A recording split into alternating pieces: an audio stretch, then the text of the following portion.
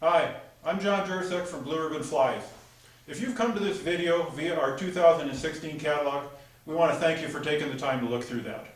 As I mentioned in my catalog article, the purpose of this video is to allow you to see and feel for yourself what a mechanically sound casting stroke is like. Here's how we're going to do that. Relax your casting arm by your side. Raise your forearm so it's parallel to the ground. Your thumb should be on top, just like this. With your thumb, reach up and touch the top of your forehead. Drop your arm right back down to where it was. Repeat that motion. You can do this as much as you like. Now I know what some of you are thinking. You're saying to yourself, wow, if becoming a better flycaster means I have to hit myself in the forehead all the time, I don't want any part of that. But seriously, we're not going to do that. So from this position, what I'd like you to do is just move your hand off to the side. Now drop your arm down. Raise it back up, back down, up and down.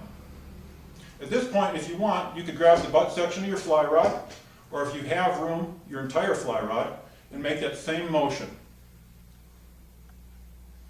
What I want you to be feeling here is that we are pivoting at the shoulder, not the elbow, and certainly not the wrist. Good fly casting begins in the shoulder, and we want to make sure we're using that joint properly. So it's going to look just like this. And from the side,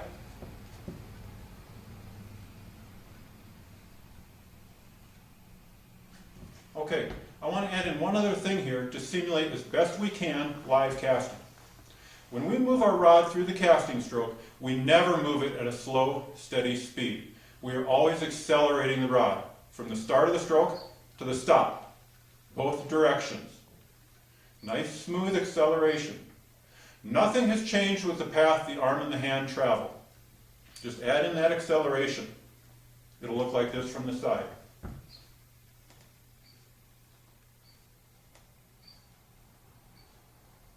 Now, as a point of reference, for most people, this stroke that we're miming here is equivalent to about a 35-foot cast.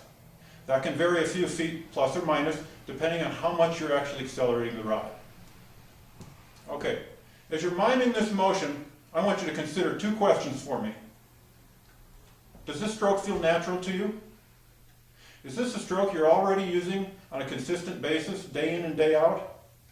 If the answer to those questions are yes, congratulations. Your mechanics put you in probably the upper 1% of all fly casters.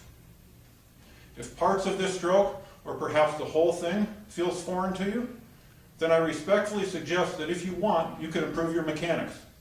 Yes, you could become a better fly caster.